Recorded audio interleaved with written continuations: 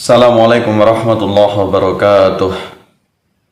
Nahmaduhu wa nasta'inu wa nastaghfiruhu wa na'udzu billahi min syururi anfusina wa min sayyiati a'malina may yahdihillahu fala mudilla lahu wa may yudlilhu fala hadiya lahu.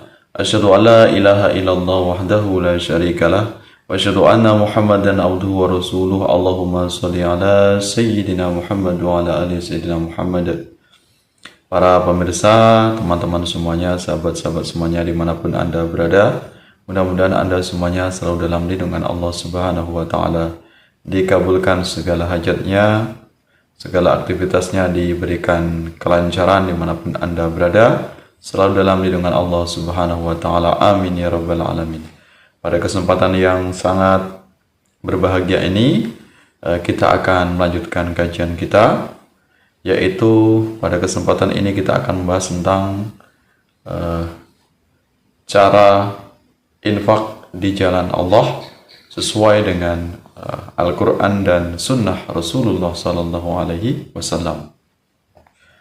Pentingnya bagi kita semuanya ketika berinfak di jalan Allah ini harus sesuai dengan tuntunan Rasulullah Sallallahu Alaihi Wasallam. Jangan sampai infak kita ini sia-sia, hilang pahalanya. Ya, jadi infak yang tidak sampai kepada Allah Subhanahu wa Ta'ala, inilah infak yang sia-sia, disebabkan karena infaknya ini tidak sesuai dengan tuntunan Al-Quran dan Sunnah Rasulullah Sallallahu Alaihi Wasallam. Nah, infak ini secara bahasa ini berasal dari bahasa Arab, yaitu dari kata anfaqa yunfiqu infaqan, artinya adalah mengeluarkan atau membelanjakan. Kemudian kalau infak secara istilah yaitu mengeluarkan harta yang dimiliki atau mengeluarkan uang untuk kepentingan orang lain, untuk kepentingan sosial. Ada banyak ayat Al-Quran yang menjelaskan tentang perintah agar umat Islam mengeluarkan infak. Di antaranya ayat Al-Quran yang memerintahkan kita agar berinfak di jalan Allah Subhanahu wa Ta'ala, yaitu surat Al-Fajr ayat 15 sampai dengan 18. Nah, Al-Fajr ayat 15 sampai 18. Ini bunyinya: Bismillahirrahmanirrahim. Fa'ammal insanu idza mabtalahu rabbuhu fa'akramahu wa na'amahu fayaqulu rabbi akraman. Wa amma idza mabtalahu faqadara alayhi rizqahu fayaqulu rabbi ahanan. Kalla bal la tukrimuna al-yatim wa la tahadduna ala ta'amil miskin. Shadaqallahul azim. Ya, ini kalau kita artikan, fa'ammal insanu idza mabtalahu rabbuhu fa'akramahu wa na'amahu fayaqulu rabbi akraman. Adapun manusia apabila Tuhan mengujinya lalu memuliakannya dan memberinya kenikmatan, berkatalah ia, Tuhanku telah memuliakanku. Wa amma idza mabtalahu faqadara alaihi rizqahu fayaqulu rabbi ahanan. Sementara itu apabila dia mengujinya lalu membatasi rezekinya, berkatalah ia, Tuhanku telah menghinaku. Kalla bal la tukrimunal yatim. Sekali-kali tidak, sebaliknya kamu tidak memuliakan anak yatim. Wala tahadduna ala ta'amil miskin. Tidak saling mengajak memberi makan orang miskin. Nah, ini surat Al-Fajr ayat 15 sampai 18 yang membahas tentang infak di jalan Allah. Kita ambil intisarinya atau isi kandungnya. ayat yang 15 ini menjelaskan tentang sifat manusia yang merasa mulia atau merasa bangga dengan rezeki yang telah diberikan oleh Allah Subhanahu wa taala. Nah, ini terlihat dari redaksinya. Adapun manusia apabila Tuhan mengujinya lalu memuliakannya dan memberinya kenikmatan, berkatalah dia, Tuhanku telah memuliakanku. Jadi manusia ini kecenderungannya merasa sombong, merasa hebat, merasa lebih unggul di antara manusia yang lainnya apabila dia diberikan rezeki yang sangat banyak, seolah-olah dialah yang merasa paling layak untuk diberikan rezeki oleh Allah Subhanahu wa taala. Nah, ini kecenderungan dari manusia. Kemudian isi kandungan dari ayat yang ke-16 ini sifat manusia apabila diberikan rezeki yang sedikit atau rezeki yang terbatas, ya, apabila Allah memberikan rezeki dia yang sangat sempit, lalu dia merasa telah dihina oleh Allah Subhanahu wa taala. Nah, ini sebaliknya dari ayat yang ke-15 tadi. Kalau diberikan rezeki banyak, dia merasa bangga, merasa angkuh, merasa sombong, seolah-olah merasa paling mulia di muka bumi.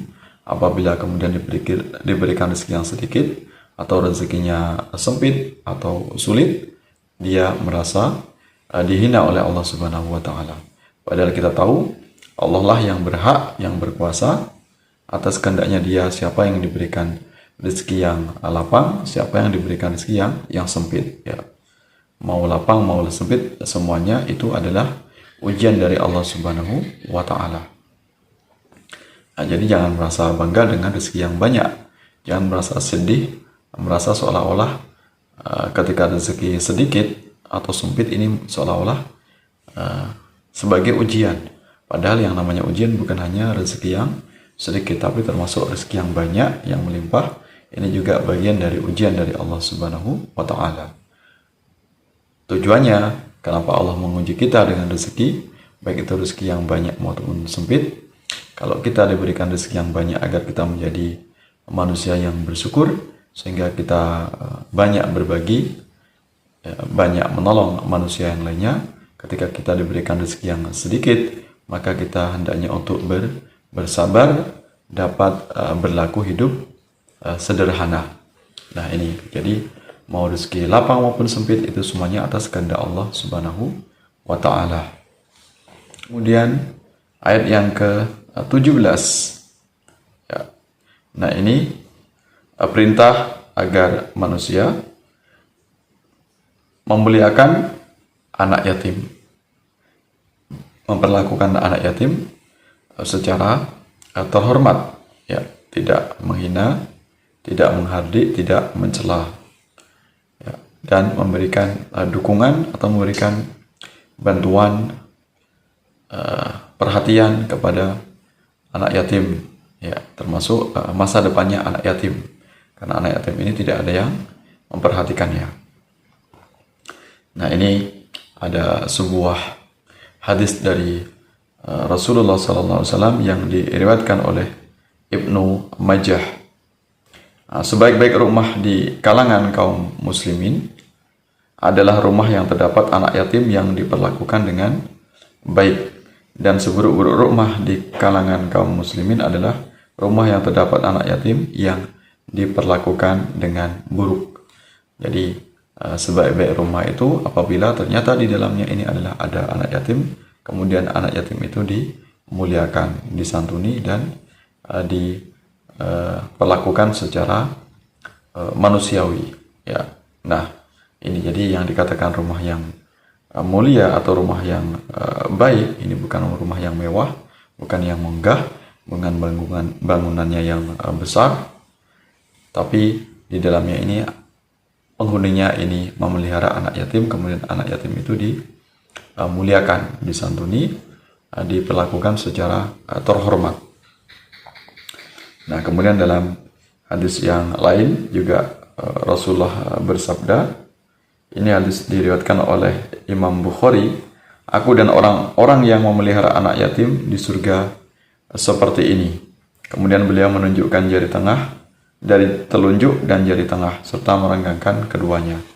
Jadi Rasulullah ini mengisyaratkan antara jari tengah dengan jari telunjuk bahwasanya nanti akan bersama dengan Rasulullah SAW orang yang memuliakan atau memelihara anak-anak yatim. Akan di surga akan diperlakukan secara istimewa, bahkan bisa akan bersama dengan Rasulullah SAW. Tentunya orang yang memelihara anak yatim ini akan mendapatkan perlakuan yang sangat istimewa dari Allah Subhanahu wa taala. Jadi surganya ini spesial, surga yang khusus akan bersama dengan Rasulullah SAW. Isi kandungan dari ayat yang ke-18 ini perintah kepada manusia agar memberi makan orang miskin. Ya, jadi tugas kita memiliki sikap kepedulian sosial, sikap empati, artinya memperhatikan lingkungan sekitar kita, mana itu anak yatim, mana itu orang miskin, hendaknya untuk kita entaskan kehidupannya, saling tolong-menolong, saling membantu. Jadi harta yang kita miliki, berapapun banyaknya, ini ada hak untuk orang lain, yaitu hak bagi orang miskin, orang yang membutuhkan, atau yang kita sebut dengan kaum du'afa, yaitu kaum yang lemah, kaum yang memerlukan uluran tangan kita bersama. Ya, termasuk kita memuliakan anak-anak yatim. Nah, tentang perintah kita agar memuliakan anak yatim dan membantu orang miskin, ini juga dijelaskan di dalam surat Al-Ma'un. Ya, ini bunyinya. Bismillahirrahmanirrahim. Ara'aital ladzi yukadzibu bid-din, fadzalikal ladzi yad'ul yatim wa la yakhuddu 'ala ta'amil miskin. Ya. Ara'aital ladzi yukadzibu bid-din. Tahukah kamu orang yang mendustakan agama? Fadzalikal ladzi yad'ul yatim, itulah orang yang menghardi anak yatim. Wala yakhuddu 'ala ta'amil miskin, dan tidak menganjurkan untuk memberi makan orang miskin. Nah, inilah tugas kita bersama, memiliki sikap kepedulian sosial, yaitu memuliakan anak yatim dan memberi makan orang miskin. Nah, mudah-mudahan dengan sikap kita yang kita lakukan tadi, kita tidak termasuk orang yang dicap oleh Allah Subhanahu wa taala sebagai orang yang pendusta agama. Orang yang dicap sebagai pendusta agama, mereka lah yang menghardi anak yatim dan tidak mau menolong, membantu orang miskin. Mudah-mudahan kita bisa berinfak sesuai dengan tuntunan dari Allah Subhanahu wa taala, sesuai dengan syariat dan sesuai dengan sunnah Rasulullah sallallahu alaihi wasallam. Di antaranya kita berinfak, mengeluarkan harta yang kita cintai dengan infak yang terbaik, dengan infak yang memang itu senangi bagi orang yang kita berikan infak. Jangan sampai kita berinfak ini namun terkesan ini menghinakan orang yang kita berikan infak. Ya, jadi infak dengan benar-benar ikhlas, tidak ada sikap riya, kemudian tidak ada kesombongan, tidak ada perlakuan menyakiti kepada orang yang penerima infak. Nah, itulah insya Allah infak yang akan diterima oleh Allah Subhanahu wa taala sesuai dengan tuntunan Al-Quran dan Sunnah Rasulullah Sallallahu Alaihi Wasallam. Mudah-mudahan bermanfaat untuk kita semuanya. Mohon maaf atas segala kekurangan, segala kekhilafan. Sampai bertemu dalam kesempatan yang lain. Terima kasih atas perhatiannya. Mudah-mudahan kita termasuk hamba Allah Subhanahu Wa Taala yang gemar infak, ya gemar berbagi dengan manusia yang lain, dan tentunya infak kita semuanya diterima oleh Allah Subhanahu Wa Taala. Wallahu a'lam bishawab. Wallahu muwaffiq ila aqwamit thoriq. Wassalamualaikum warahmatullahi wabarakatuh.